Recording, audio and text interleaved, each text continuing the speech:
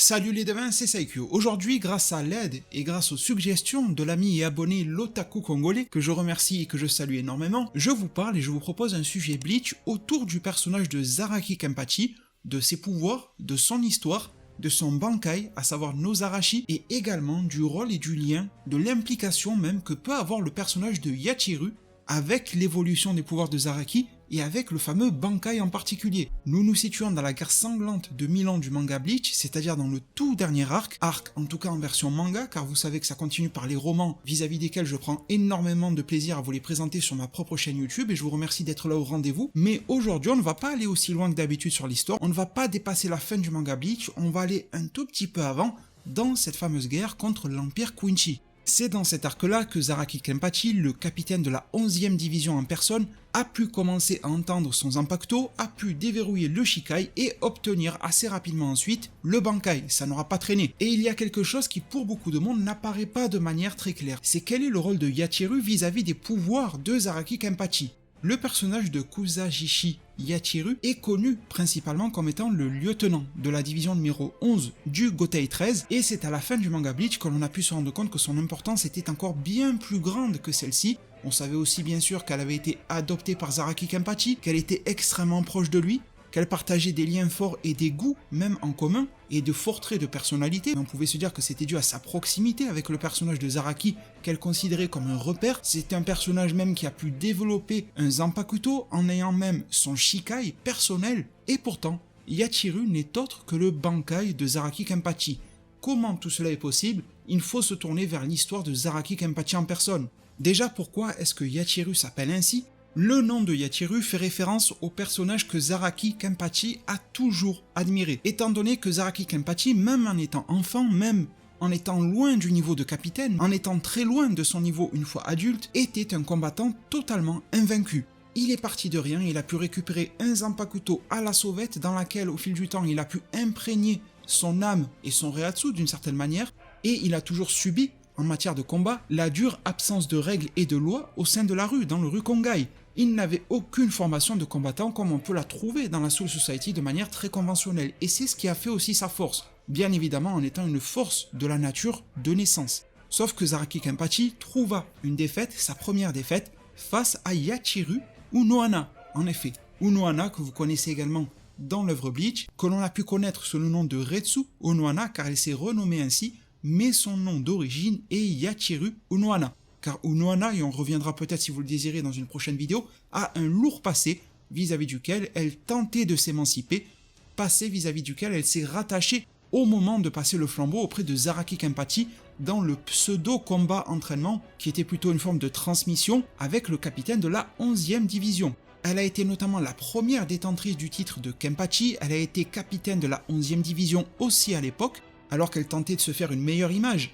En étant capitaine de la 4e division, en étant très douce, en prodiguant des soins, elle était en réalité une bête de combat, et quoi de mieux qu'une bête de combat pour venir à bout d'une autre bête de combat, à savoir le jeune Zaraki Kenpachi à l'époque. La première chose alors à inscrire dans nos mémoires, c'est que Zaraki Kenpachi voue une réelle admiration envers le personnage de Yachiru Unohana, Yachiru, comme le petit personnage aux cheveux roses qui est devenu la fille adoptive de Zaraki en quelque sorte, et qui a été la lieutenant de sa 11e division. Mais ça ne nous explique pas d'où sort cette petite fille et pourquoi est-elle en réalité le Bankai de Zaraki Kenpachi. Eh bien venons-en à ce point très directement. Après avoir grandi et mûri en tant que combattant, mais toujours en étant sans aucune formation particulière, Zaraki avait tout de même atteint un niveau qu'il mettait assez proche des capitaines de la Soul Society, et ce de manière en fait tout à fait sauvage, sans faire partie du système conventionnel. Au détour de certains combats, vous l'avez déjà vu aussi bien dans l'anime que dans le manga Bleach, cela remonte à il y a très longtemps, Zaraki fit la rencontre d'une jeune petite fille aux cheveux roses qui avait le paradoxe d'être extrêmement proche de lui-même, mais tout en étant très différente, c'est-à-dire qu'elle inspirait une forme de bonheur, de joie, de vivacité, quelque chose auquel Zaraki n'était pas habitué, mais c'était en même temps un personnage avec qui il pouvait tisser un lien immédiat. Il n'y avait aucune question à se poser, il l'adopta directement comme sa fille. C'est d'ailleurs un personnage qui, en grandissant, Yachiru, a partagé énormément de points de caractère avec Zaraki Kenpachi comme vous l'aurez remarqué. On se rappellera du nombre de fois où il a été tourné en dérision, le fait que Yachiru se trompait de chemin, il y avait un mauvais sens de l'orientation, tout comme le piètre sens de l'orientation de Zaraki. Pour vous donner un deuxième exemple, on se rappellera aussi du fait que Yachiru adore le combat, mais surtout qu'elle adore le fait que Zaraki adore le combat. On avait souvent l'impression qu'elle n'était qu'au service du bonheur de Zaraki Kenpachi, à savoir pouvoir obtenir un bon combat. Et pourtant, un enfant qui soit adoptif ou non, l'amour ne connaît pas ces distinctions-là, eh bien s'inquiète forcément pour le sort de ses parents. Et voir son propre père en train de se faire lacérer au combat devrait rendre sa jeune fille en plus très inquiète pour son paternel, et pourtant ça n'a jamais été le cas. Hormis quelques fois où Zaraki a frôlé la mort et dans lesquelles Yachiru s'est mis un petit peu plus en alerte, on a toujours remarqué que peu importe la gravité des blessures, Yachiru était heureuse que Zaraki soit heureux de cette situation. Et c'est cela qui vient nourrir alors le paradoxe de ce personnage-là. Ce qu'elle dégage, extrêmement différent de Zaraki, et ce qu'elle est, qui semble être en fait le miroir de Zaraki en lui-même. Puis ensuite, en devenant Zaraki Kenpachi, en intégrant la Soul Society, il avait atteint un tel niveau et recherchait tellement le plaisir du combat, le plaisir de la blessure, de blesser l'autre, qu'il s'est imposé tout un système de restrictions. Certaines restrictions au combat qu'il fait de manière consciente et d'autres qu'il fait de manière inconsciente, sans s'en rendre compte. De manière très consciente, Zaraki aura demandé au meilleur scientifique de la Soul Society de lui créer un bandeau sur son œil qui va lui permettre de réduire continuellement son niveau de Reiatsu, pour éviter d'en déployer trop au combat, et donc réduire son niveau. Il se bat d'une seule main comme on l'a vu face à Noitora. Il porte même des cloches dans ses cheveux au bruit très symbolique pour permettre à son adversaire de mieux comprendre les mouvements de Zaraki Kenpachi et lui donner des chances alors de pouvoir le trancher à vif. On verra même Zaraki se laisser prendre dans l'attaque adverse de manière volontaire, comme ça a été le cas face à Kaname Tosen en Bankai absolument redoutable, dans lequel Zaraki est rentré avec le rire aux lèvres. Sauf que ce système restrictif de Zaraki Kenpachi ne s'arrête pas là. Il s'applique des restrictions sans même s'en rendre compte. Et parmi celles-ci, il est incapable de communiquer et de comprendre son Zanpakuto. Il l'utilise comme un vulgaire outil sans lui apporter de respect. Et cet irrespect avec son Zanpakuto fait que ce dernier n'a jamais réellement pu lui communiquer son nom, restriction amenant une distanciation par rapport à son Zanpakuto, l'écartant alors du Shikai et l'écartant encore plus du Bankai. Cependant, les restrictions de Zaraki et la puissance de son Zanpakuto, et en particulier de son Bankai, ont fait qu'une situation extrêmement particulière s'est réalisée. Le Bankai de Zaraki est capable de se manifester comme une entité indépendante, entre guillemets, vivante, car dans la Soul Society nous ne sommes pas vivants, mais en tout cas c'est une entité avec une existence, à savoir Yachiru.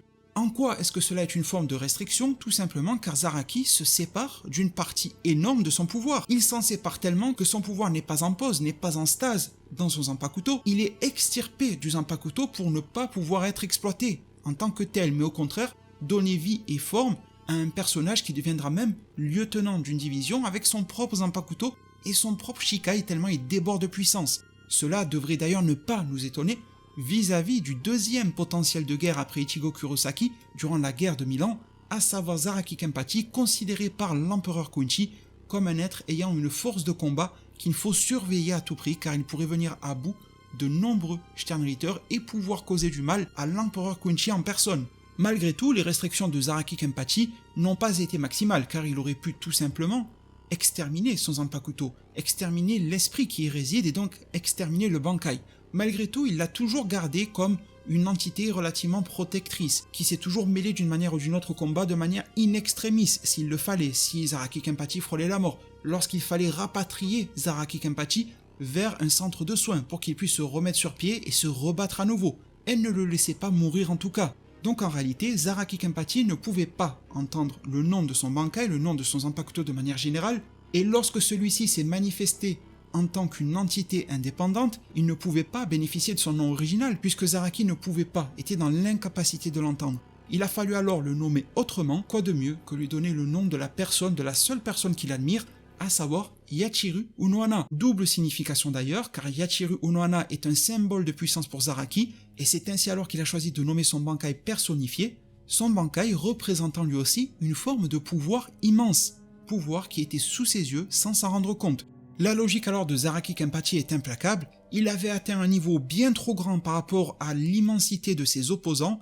S'il s'était la liberté à l'époque d'évoluer vers le Shikai et encore plus vers le Bankai, il n'aurait eu plus aucun adversaire qui pouvait lui arriver à la cheville. Alors on aurait peut-être pu trouver un adversaire à sa taille dans le Gotei 13, mais ce n'est pas quelque chose qui se fait de manière réglementaire. En tout cas, au niveau des adversaires, des menaces en tout genre qui auraient pu se produire, il n'y aurait eu plus personne à sa cheville. Noitora n'aurait été qu'une affaire de quelques secondes par exemple. Et contrairement à Byakuya qui aime terminer ses combats rapidement, Zaraki aime les faire durer, aime en capter l'essence, en ressentir le plaisir, c'était alors le seul moyen pour lui d'y parvenir. Sauf que le moment qui devait arriver arriva. C'est-à-dire que les capitaines, comme vous le savez, ont une longévité absolument incroyable dans le temps. Ils sont là pour des milliers d'années. Et forcément que lorsque l'on met une pause à son évolution, même si on avait une avance phénoménale telle que Zaraki, au bout d'un moment, des adversaires qui commencent à frôler, à égaler et à dépasser le niveau auquel lui s'était arrêté, commencent à émerger. La première alarme fut bien sûr Ichigo Kurosaki qui, grâce aux pouvoirs qui lui ont été prêtés par Zangetsu à l'époque, a pu donner quelques entre guillemets frayeurs, ou plutôt quelques onces de plaisir à Zaraki Kenpachi, lors d'un combat dans lequel Zaraki trouva la défaite, chose qu'il n'avait plus depuis tellement d'années. Et à cette époque-là, Zaraki avait un nouvel objectif dans sa vie, celui de progresser. Et si l'objectif de Zaraki évolue, celui de la représentation de son pouvoir, à savoir Yachiru, évolue en même temps. Elle restera forcément toujours en accord avec la volonté de son propriétaire. Cependant, ce n'était pas encore assez, il aura fallu que Zaraki se retrouve confronté par exemple à Noitora, mais il y avait encore quelques marges d'évolution et quelques restrictions que Zaraki pouvait ôter de son chemin, comme notamment pratiquer le kendo à deux mains, tel que Yamamoto Genryusai le lui avait fièrement enseigné. Donc la psychologie de Zaraki et la psychologie de son Zanpakuto étaient en pleine évolution et devenaient de plus en plus enclins à la réunification des deux, mais Zaraki avait encore tellement de marge de progression sans avoir à lorgner du côté du Zanpakuto qu'on a pu éviter cette situation, c'est-à-dire la découverte du Shikai, la découverte du Bankai. Malheureusement, ou heureusement pour Zaraki Kenpachi, les menaces ne cessent d'évoluer et ne cessent de s'améliorer. Zaraki lui avait entamé sa démarche de progression, mais il n'y était pas de plein pied. Il avait réellement mis qu'un petit doigt de pied à l'intérieur de cette démarche, et nous en arrivons alors à l'arc de la guerre sanglante de 1000 ans. Arc durant lequel Zaraki put faire communion avec Nozarashi et pouvoir utiliser son Shikai et son Bankai. Premièrement, il se trouva un adversaire de taille et d'une taille même presque supérieure à la sienne, ou en tout cas du moins supérieure à la sienne en l'état, sans aller vers le Shikai, à savoir Gremitumo. Gremitumo, un personnage relativement complexe, ou en tout cas un personnage plutôt très complet, je vous dirais même, et je vous en parlerai dans une prochaine vidéo, considérons-le aujourd'hui comme un Quincy, qui a poussé Zaraki, et bien j'ai envie de le dire, dans ses avant-derniers retranchements, celui du Shikai. Bien que l'étape du Shikai nous semble absolument normale et le moindre des lieutenants en est capable à la demande, c'est pourtant un sommet que Zaraki Kenpachi s'était toujours refusé d'atteindre. Zaraki put alors puiser dans le nouveau pouvoir qu'il venait d'acquérir grâce à son pseudo-entraînement avec Unohana Yachiru ou Unohana Retsu, et c'est à ce moment-là que le personnage de Yachiru, la petite fille aux cheveux roses, disparut, on ne trouva que ses vêtements et Kenpachi se demanda ce qui a bien pu lui arriver. C'est étrange qu'elle disparaisse de la circulation ainsi, en plus en laissant uniquement ses vêtements, un petit peu comme si elle était une apparition presque fantomatique. À ce stade-là, Yachiru était en osmose avec un Zaraki Kenpachi qui avait accepté de pouvoir progresser, qui avait accepté de communiquer avec son Zanpakuto, d'entendre son nom grâce à Unohana, et elle quitta son enveloppe entre guillemets physique pour retourner à l'intérieur du Zanpakuto et le nourrir en pouvoir. Il resta alors une étape supplémentaire, de nouveau contre un Quincy, à savoir Gérard, vous l'appelez un petit peu comme vous voulez, le miracle comme il est surnommé, un être d'une puissance des plus colossales, un être absolument inarrêtable durant la guerre sanglante de 1000 ans, ce qui a permis au personnage de Yachiru d'apparaître non pas physiquement mais spirituellement auprès de Zaraki Kenpachi. Le lien maximal entre le Shinigami et le Zanpakuto et l'esprit qui habite le Zanpakuto était à son paroxysme, moment durant lequel la petite Yachiru, ou plutôt devrais-je dire la petite Nozarashi, dit à Zaraki Kenpachi que ce dernier serait absolument imbattable si ce gros bêta voulait bien faire l'effort de l'utiliser correctement. Et avec sa nonchalance habituelle et un Zaraki en plein étonnement, elle lui révéla que le pouvoir que Zaraki pourrait obtenir en utilisant correctement Nozarashi serait le Bankai, ni plus ni moins. C'est à ce stade-là que Yachiru n'est plus jamais apparu. Après tout, maintenant, elle a pu être réunifiée avec son possesseur. Elle n'a plus besoin d'apparaître physiquement pour restreindre les pouvoirs de Zaraki Kenpachi. Elle n'a plus besoin d'apparaître physiquement pour communiquer avec lui. Elle peut le faire directement, instinctivement, spirituellement parlant. Arrivé à ce stade-là d'évolution, vous le savez sûrement, mais je vous le redis tout de même, la peau de Zaraki Kenpachi devient toute rouge. Il possède une arme, un Zanpakuto des plus barbares, mais qui est nettement plus petit que dans la forme de Shikai. On dirait presque une hache de boucher d'une certaine manière, et ça en dit long sur la manière dont il va se battre. Il obtient une apparence donc démoniaque avec cette peau rouge, avec les cornes au-dessus de son crâne, des marques tout au long de son visage, et c'est à ce stade-là que le monstre, et je ne peux pas utiliser d'autres mots, est pleinement relâché. Zaraki Kenpachi obtient ce qu'il veut depuis toujours, il est capable de trancher absolument n'importe qui et n'importe quoi en un seul coup, Il est totalement incontrôlable et lui-même ne semble même plus se contrôler. On pourrait se demander si c'est Yachiru qui n'a pas pris le contrôle d'ailleurs sur lui. Et il agit et se bat sans faire preuve de conscience, que ça soit pour son adversaire, pour son environnement et encore moins pour lui-même. C'est pour cela que sous forme de Bankai, Zaraki continue de subir de lourdes blessures dans cet état, et même si cela nous apparaît comme dangereux, eh bien c'est en même temps extrêmement respectueux de ce que Zaraki a toujours voulu obtenir. Pouvoir se battre, pouvoir vaincre son adversaire, pouvoir le trancher, mais également pouvoir ressentir le combat. Et il n'y a rien de tel selon Zaraki pour ressentir un combat que de le subir à la fois, et donc d'être tranché lui-même.